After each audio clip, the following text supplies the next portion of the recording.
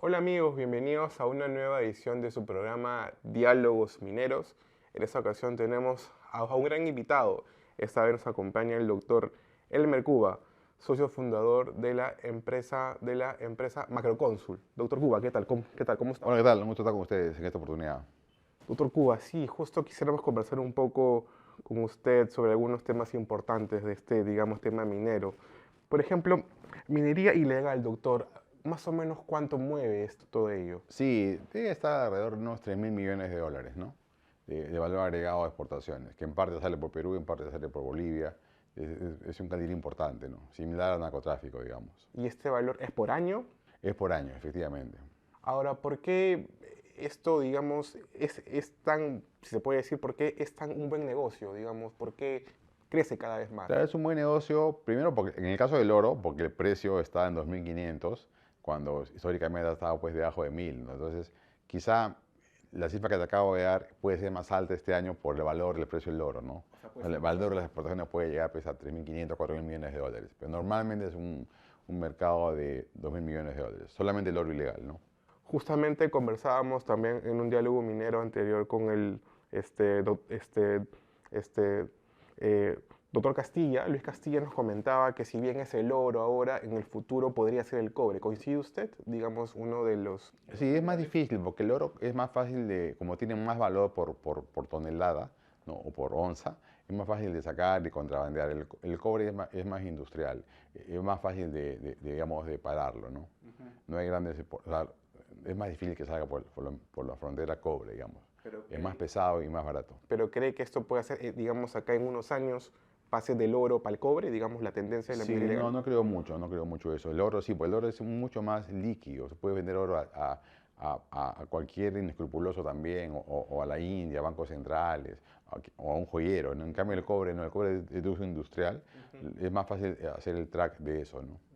El oro sí es una amenaza fuerte. ¿Y por qué es tan buen negocio? Primero, es un buen negocio porque el precio es alto. Y segundo, porque no pagas impuesto a la renta ni regalías. O sea, si tú fueres una empresa formal minera, dejas al Estado peruano más o menos 40% de tu utilidad, ¿no? Claro. Entre regalías y pago de impuestos a la renta. En cambio, un minero ilegal no, deja cero, ¿no? Entonces, entre comillas, nos está robando a todos nosotros un recurso que es de toda la nación, ¿no? Así es. Entonces, esa rentabilidad es doble, vía precio y vía el no pago de impuestos, ¿no? Es como que estuviese exonerado de impuestos a la renta, ¿no? Exacto. Eso es fuerte. Claro. Y usted nos comentaba una cifra para, digamos, cuánto mueve al año, pero usted nos acaba de decir hace un momento que quizá esta cifra este año sea mucho más. ¿De cuándo estamos hablando, doctor? Estamos hablando de una cifra cercana ya a 3.500, 4.000 millones de dólares, ¿no? Wow, Por estos precios. es bastante, digamos, plata, ¿no? Sí, claro, lo convierte en un sector ya de tamaño importante por su poderío económico y también de destrucción del Estado peruano, ¿no? Lo estamos viendo en Patás. Doctor, y digamos, esa plata, ¿dónde se va? O sea, ¿en qué uso se da? A ver, En esa política? plata se gasta primero, digamos, el grueso de eso va al accionista, ¿no es cierto? Que es un inescrupuloso que además nos roba a los peruanos ese impuesto a la renta, que es esa regalía. En segundo lugar, también se va a costos operativos, vamos a llamarle, que no tiene una minera formal. Una minera formal no opera bajo la ley. Cuando tú operas fuera de la ley, tienes que pagar, comprar voluntades, ¿no? Entonces tienes que gastar en policía, en fiscalía, en jueces para que te dejen operar, ¿no? Entonces ahí también se va a corromper al Estado peruano, ¿no? En todos sus frentes, ¿no? Doctor, ahora, desde el gobierno, el Estado, ¿en qué parte, digamos, debe ponerle, digamos, más filo? ¿En la parte de las ventas, el comercio de este oro? ¿En qué parte? ¿En la producción, Claro, quizá? aprendamos del combate con el narcotráfico, ¿no? Con la cocaína. Ahí se combate desde la raíz, o sea, se cortan los arbustos de coca, eso se llama erradicación. Hay interdicción, que es quitarle insumos, ¿no? Al narcotráfico. Y finalmente está el tema del lavado de activos, ¿no? Yo creo que hay que enfrentarlo en todos sus frentes. Pero no es un tema solamente militar o de fuerza, es un tema de inteligencia, ¿no? Si tú puedes capturar a esos capos que están lavando dinero a través de la unidad de inteligencia financiera y del Poder Judicial, Eso es mucho más barato, ¿no? Menos riesgoso y más efectivo. Meter a la cárcel a lavador de activos, ¿no? A ver, la verdadera organización criminal de lavador de activos. Los fiscales de Perú están dedicados a pescar a políticos y no a dedicar a estas grandes mafias, que son mucho más importantes desde el punto de vista de cuánto se mueve ahí, ¿no? Porque lo que vemos en tele es que llegan a una fábrica, ¿no? De este oro ilegal, están las máquinas, ¿no? Digamos que eso es lo que se ve, o sea, ¿no? Realmente, ¿no?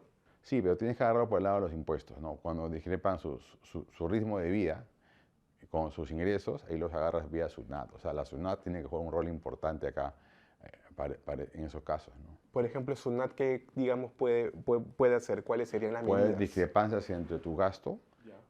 y tu nivel de ingreso que has reportado como oficial. O sea, estás subdeclarando ingresos, ¿no es cierto? Y estás gastando más. Viajes, compra de vehículos, compra de bienes raíces, ¿no? Gasto en general a través de tu gasto con el ITE, con el impuesto a las transacciones. Ves gente que se está muy desbalanceada, ¿no? Cuyo ritmo, patrón de gasto es mucho más alto que lo que has declarado anualmente con impuesto a la renta. Ahí lo tienes redondito, ¿no? Exactamente, porque esa gente a veces crea de repente o de repente vende cosas que no realmente es algo legal, si no lo lavan, pues, ¿no? Son fachadas. Hay unos que lavan, otros que no lavan. Para que lava está la UIF, para que no lava está la SUNAT. O sea, tienes que, ¿no? Usar toda la herramienta de inteligencia peruana para agarrar arriba la cabeza, ¿no? No solamente al operario, digamos, que está manejando el camión, ¿no? Y llevando combustible, digamos, ¿no? Que también hay que hacer eso sin duda, ¿no? Y quizás desde el gobierno o el Congreso se puede sacar de repente alguna ley para que se luche contra ese Sí, a delito. ver, a diferencia del narcotráfico, donde digamos, está prohibido producir cocaína y exportarla, en el caso del oro hay que hacer la trazabilidad, ¿no es cierto? Toda exportación peruana de oro tiene que tener un certificado de producción, ¿no? Que lo da el Ministerio de Energía y Minas. Todo el oro que no tiene un certificado producido ese año o del año anterior no se puede exportar. Lo vas a sacar por otros países seguramente, pero ya es un control importante que encarece, ¿no es cierto? No sacarlo por Perú, sacarlo por otros países encarece la cadena productiva, ¿no? Exacto. Doctor, usted comentó algo muy clave. Lo que pasa en el norte, en Patás, no vemos que estos mineros ilegales cada vez están que toman más terreno. ¿Qué medidas debe tomar este gobierno para que no pase este Patás en, digamos, en otras zonas del Perú? Sí, comparemos el caso de Patás con el caso de Madre de Dios. En el caso de Madre de Dios ya se comenzó a perder la batalla, y ahora se perdió la guerra. El, Gran parte del oro ilegal de Madre de Dios justamente tiene esa característica, ¿no? Son mafias y que han terminado de corromper allá los gobiernos locales, regionales y el Estado peruano mismo, ¿no? Ya, eso no era así en Patás, ¿no? Hay una guerra hoy día Patás es el escenario de guerra entre la República del Perú, ¿no?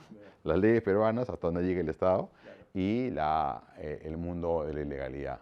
Una guerra abierta, ¿no? De poder a poder. Entonces no podemos perder esa batalla, ojo, ¿no?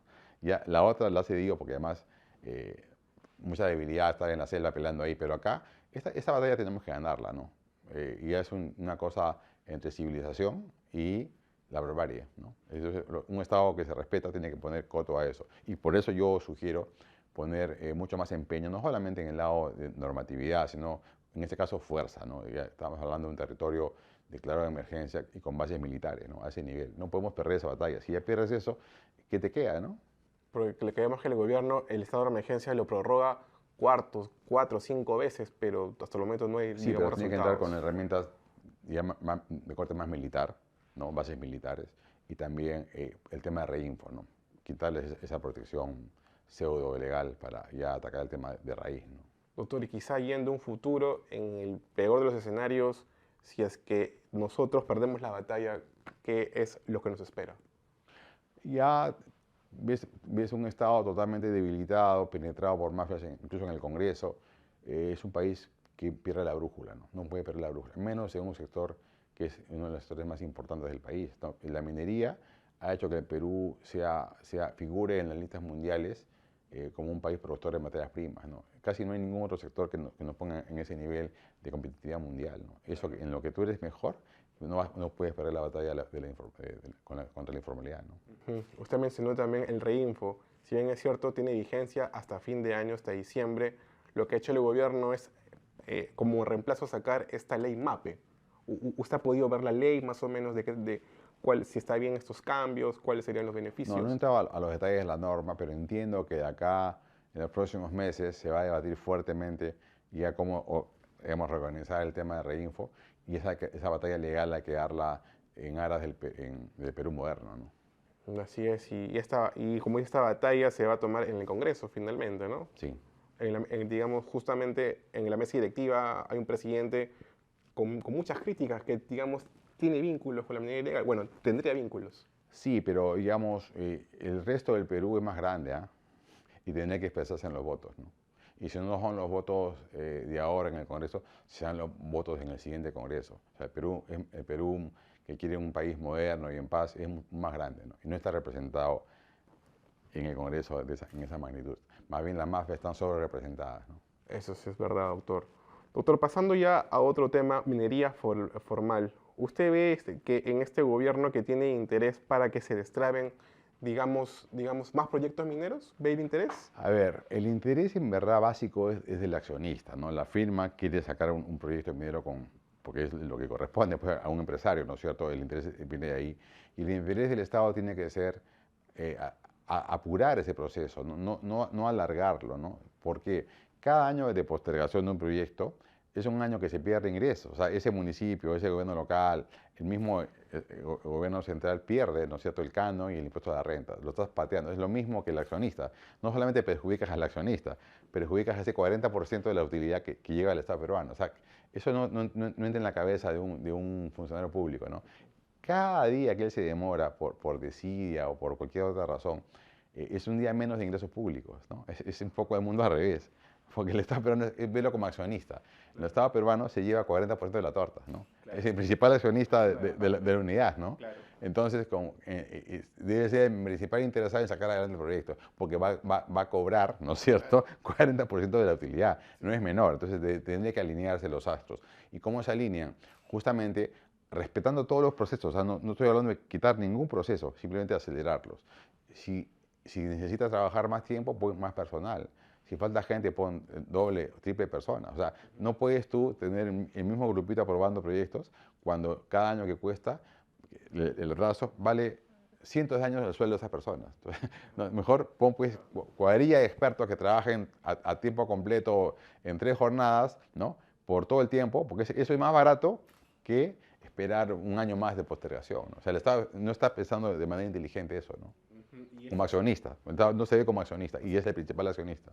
Claro. Y digamos, ¿eso lo ves desde siempre o es que solamente pasa ahora nomás con este gobierno? No, no con este gobierno, no, tampoco hay que ser tan crítico. Es un proceso que comenzó hace 10, 8 años, ¿no? Con la degradación del servicio público, fruto de la crisis política, ¿no? Tener 6 presidentes dentro de 6 años ha provocado muchos cambios en los ministerios y con ellos han ido también capital humano valioso. Y el recambio, más joven que estaba, nunca llegó a ese nivel todavía de madurez. Entonces no pudo, está atorado, ¿no? Y aparte, con buenos precios y con buenos proyectos, hay congestión. Entonces es el peor de los mundos. Entonces, ¿cómo se resuelve? Primero con estabilidad política, ¿no? Es que ese ministro dure más tiempo y los cuadros puedan no ser removidos por un buen tiempo, los cuadros técnicos. Entonces, hay una orfandad de cuadros técnicos. Hay gente muy valiosa, pero son pocos, entonces no pueden resolver a la velocidad que el sector privado quiere los procesos, ¿no? Entonces hay que meter más gente a ayudar ahí, y si hay, o sea, hay capital humano peruano ahí, o puede estar el mundo privado también por un tiempo, ¿no? O sea, no puedes tú esperar, o sea, lo más suicida es un proyecto que podría haber salido en 3 años, salga en 8, ¿no? Ese es el peor Es una escenario. locura, ¿no? Porque no solamente pierde el accionista, La pierde el tramitología. Estado peruano, ¿no? Claro, claro, doctor, es verdad. Doctor, desde su punto de vista, ¿cuáles serían estos proyectos claves que pronto quizá ya pueden salir desde su punto de vista? ¿Cuáles serían los claves para usted? Bueno, ya hay varios que están en proceso de ampliación, ¿no? En las principales unidades mineras, Antamina, Las Bambas, Toromocho, están en plena ampliación para darle más años de actividad al proceso. Vida útil, ¿no? Y también nuevos así como se dice, digamos, que no son ampliaciones, sino ya partir de cero.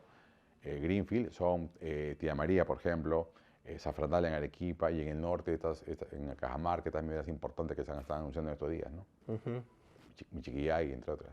Doctor, para que nuestro público pueda entender, por ejemplo, hay un proyecto minero, se destraba. Tía María, por ejemplo, ¿cuáles serían los beneficios para las personas? O sea, ¿cuáles son los beneficios de que haya algo así como Claro, Tía en María? verdad, lamentablemente, pues en el Perú no hay mucha fluidez en la comunicación entre peruanos, ¿no?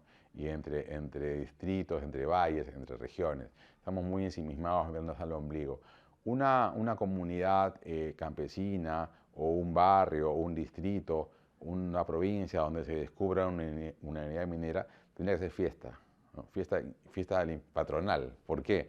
Porque nunca, ¿no? En tan corto periodo de tiempo pueden llegar tantos recursos. O sea, una mina en verdad es ganarte la lotería, ¿no? Si esa mina queda en tu distrito o en tu provincia, es una fiesta infinita, ¿no? No hay manera de que ese municipio haya tenido tantos recursos. Mira el caso de San Marcos, en Ancash, donde está tanta mina. Mira el caso de Yarabamba, en Arequipa, donde está Cerro Verde, ¿no? Entonces, esos distritos jamás hubieran tenido esos ingresos, ¿no? Aunque lo gasten mal o bien es otra historia, pero ahí hay una responsabilidad del Ministerio de Economía y Finanzas. No puede dejarlos solos en aras de la descentralización, tiene que ayudarlos en hacer mejores proyectos para que ese cano se gaste bien en educación, salud, capital humano, de tal manera que la gente internalice que una mina es sinónimo de bienestar, ¿no? Y eso, si uno lo entendería así, no tenías por qué haber pues, este rechazo a Tía María, por ejemplo, ¿no? Sí, porque el jueves minero que tenemos, hace unos meses hubo una ponencia en donde nos indicaban que hay dinero, hay canon. El tema es que no se gasta, no se sabe cómo es que se gasta. Y si No, se gasta, hay sí, corrupción. se gasta menos de lo que se tiene, se acumula y el gasto puede tener corrupción y puede tener componentes absurdos que no le cambian la vida a nadie. Como por ejemplo un parque de dinosaurios pues, en Yarabamba, digamos, ¿no? En lugar de gastar eso en la gente. El canon se puede gastar en comida, por si acaso, y en educación de los niños. Y también en becarlos al extranjero, o sea, eso no está prohibido. Ese camino es largo y no se hace, ¿no? Pero tenemos que exigir eso, ¿no? Que ese es el peruano promedio no exige, como no lo siente suyo, piensa que es algo ajeno, pero no es así, pues uno tiene que empoderarse como ciudadano, ¿no? Y exigir.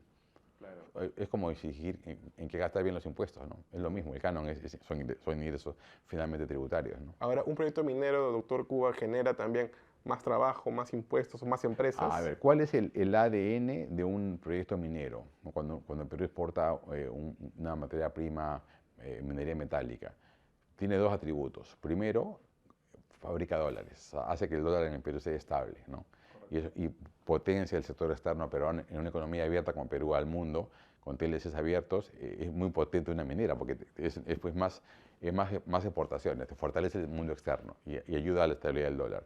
Ese en primer lugar. Y en segundo lugar, ingresos tributarios, ¿no? Fortalece mucho las cuentas fiscales. Ese es su principal activo. El atributo del empleo es menor, el empleo directo es menor, pero el empleo indirecto es muy grande. ¿Cuál es el empleo indirecto?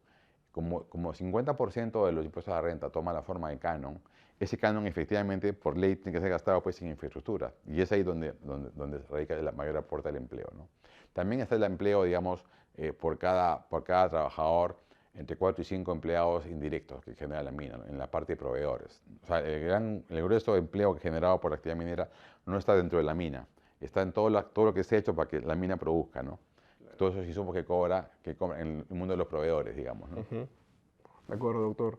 Doctor, y ahora, por ejemplo, en minería, para que se descubran, digamos, nuevos minerales, o sea, nuevos lugares donde hay, por ejemplo, cobre, oro, ¿cómo ve desde ese gobierno para que fomente ello, ¿no? Exploraciones mineras. Bueno, tenemos ahora un ministro que conoce mucho de minería y es muy entusiasta además, y ya está anunciando inversiones por todos lados, enhorabuena que eso sea así. Y lo que tiene que ocurrir es al mismo tiempo poner eso que está diciendo en los trámites, ¿no? Acelerar los trámites en el buen sentido de la palabra, ¿no? Haciendo que haya más equipo para que pueda resolver el mismo tema que exige la ley en todos los niveles, incluso locales, regionales y varios ministerios, ¿no? Para que ese descubrimiento llegue a su fin. Ahora con estos precios del oro y del cobre, y que sobre todo el cobre, que se va a quedar estable en los próximos 10 años, uno tiene que estar viendo acá fiestas de juniors, ¿no? En todo el Perú picando, y no está ocurriendo. Entonces, ese es un fracaso, ¿no es cierto?, del país como un país que ya no es el mismo de hace 20 años que atraía, pues, inversión de todo tipo, ¿no? Ujú. todavía los Andes peruanos tienen mucho que darnos, ¿no? Claro, porque lo que se viene en el futuro también es el litio, bueno, también el cobre, ¿verdad? Digamos, solo minerales. Sí, el litio todavía no hemos descubierto grandes yacimientos como ocurre en el caso de Chile, Bolivia o Argentina mismo. Está más en el cono sur, no tanto ahí en Perú. Ojalá que me equivoque, pero hasta ahora no hablamos de esa magnitud. En cambio, el cobre sí lo sabemos, lo tenemos y habla muy mal de la sociedad peruana, sociedad civil y política. No podemos de acuerdo en explotar rápido algo que tenemos ahí, ¿no? Y que puede ser rápidamente gastado en educación, ¿no? Porque al final del día son recursos no renovables que tienen que ser gastados en los peruanos, ¿no? Ujú. Doctor, ahora con estos proyectos mineros que hay en el sur, que hay nuevos, por ejemplo, hay uno, por ejemplo, a ver, en Moquegua, que es Los Calatos, Corani, que está en Puno. ¿Esto es posible de que se pueda sacar adelante un clúster minero? Sí, más allá de Calatos y Corani, que no son de tamaño colosal, tienes a Cerro Verde, tienes a Las Bambas y tienes a Cayabeco. Y todos están en un triángulo cercano. Y Arequipa es una ciudad grande que sí puede soportar un clúster más grande que Antofagasta, ¿no?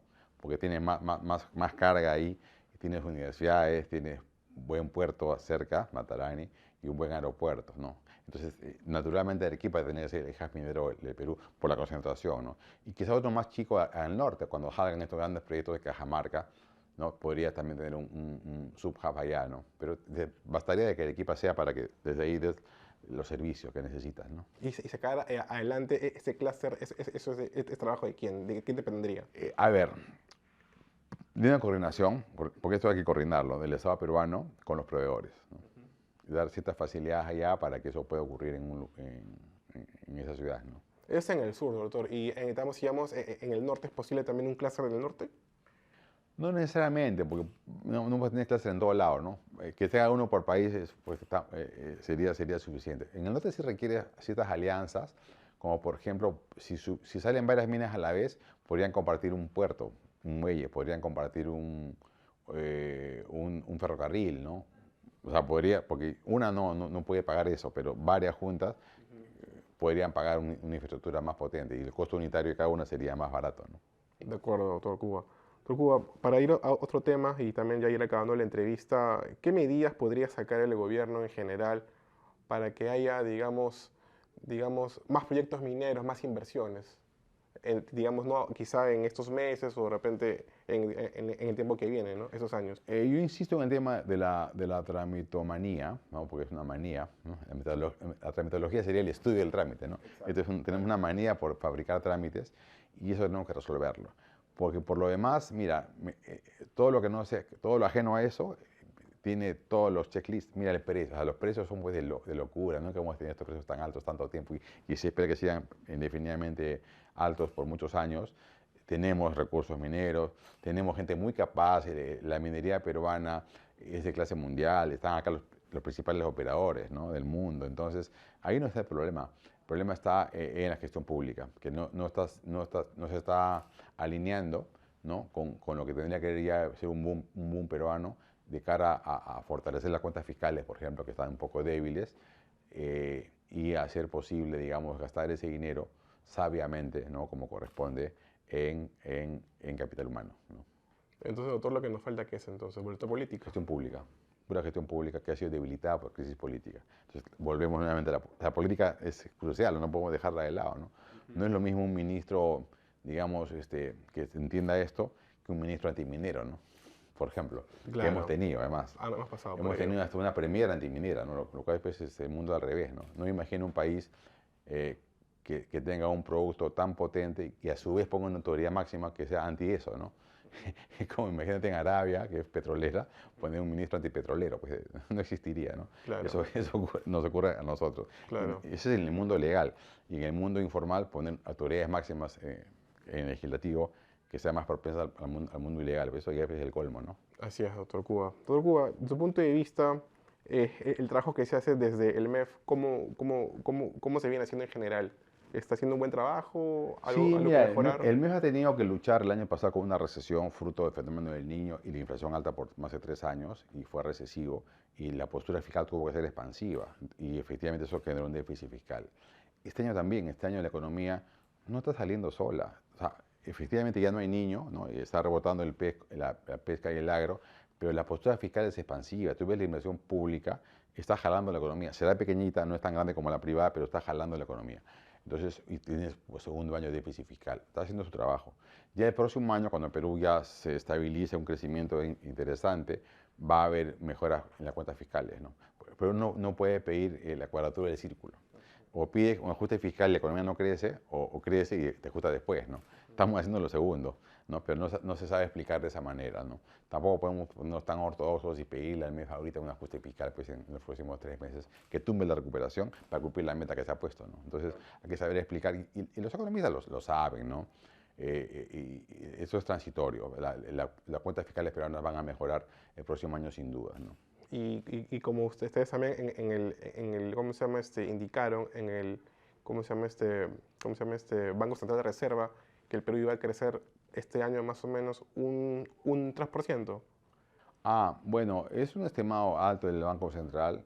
Nosotros en Macroconsult tenemos un estimado de 2,8 para este año y el próximo año de 2,4, que es la normalidad de Perú. 2,4 es lo que hemos crecido en los últimos 10 años. ¿El promedio?